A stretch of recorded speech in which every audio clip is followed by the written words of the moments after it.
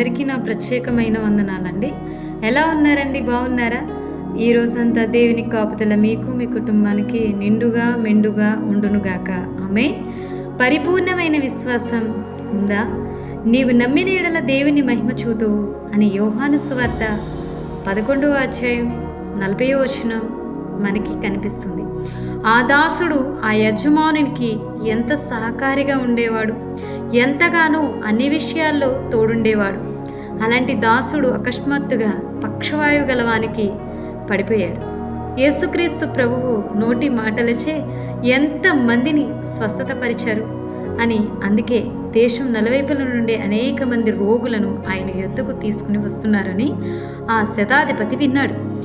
దాసుడు చూస్తే మంచంపై పడి ఉన్నాడు. అలాంటి సమయంలో బహుశా బాగా ఆలోచించి ఉంటాడు.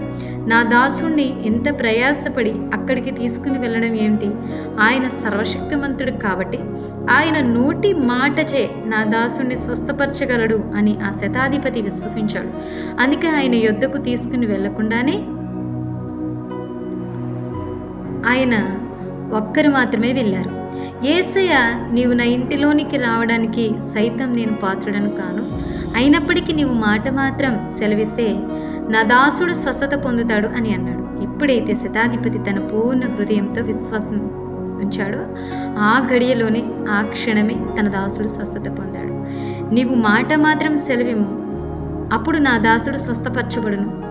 అంతటా యేసు, ఇక వెళ్ళుము, నీవు విశ్వసించిన ప్రకారం నీకు అవునుగాక అని శతాధిపతితో చెప్పాను. ఆ గడియలోనే అతని దాసుడు స్వస్థత నొందెను. మత్తయి సువార్త 8వ అధ్యాయం 3వ వచనం. తన ఒక్కగానొక కుమార్తెకు దెయ్యం పట్టింది. ఎన్నో ప్రయత్నాలు చేసినప్పటికీ ఫలితాలు లేవు.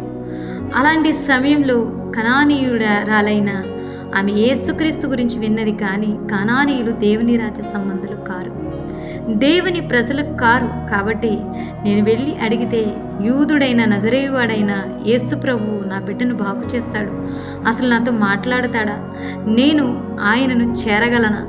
ఇలాంటి ఎన్నో ప్రశ్నలు ఆమె మదిలో మెదిలి ఉంటాయి.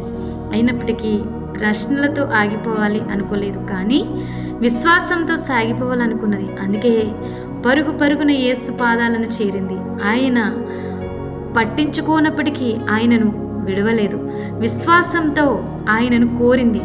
గొప్పదైన ఆమె విశ్వాసమును చూచి ఆ గడియలోనే ఆమె కోరింది ఆమెకు అనుగ్రహించాడు దేవుడు. ఇదిగో ఆ ప్రాంతంలో నుండి కనాను స్త్రీ ఒకటి వచ్చి, ప్రభువా, దావీదు కుమారుడా, నన్ను కరుణింపుము, నా కుమార్తె దయ్యము పట్టి బహు బాధపడుచున్నదని కేకలు వేసెను. అందుకు యేసు, అమ్మా, నీ విశ్వాసం గొప్పది, నీవు కోరినట్టే నీకు అవునుగాక అని ఆమెతో చెప్పాను. ఆ గడియలోనే ఆమె కుమార్తె స్వస్థత నొందెను. మత్తయి సువార్త 15:22. ఇక్కడ వారందరూ ఎప్పటి నుండో అనారోగ్యంతో వివిధ రకములైన సమస్యలతో ఉండవచ్చు. కానీ ఎప్పుడైతే దేవునిపై పూర్తి విశ్వాసం ఉంచారో ఆ గడియలోని ఆ దినమందే ఆ క్షణమందే వారు యేసు వద్ద నుండి జవాబు పొందుకున్నారు, విడుదలను పొందుకున్నారు, స్వస్థతను పొందుకున్నారు.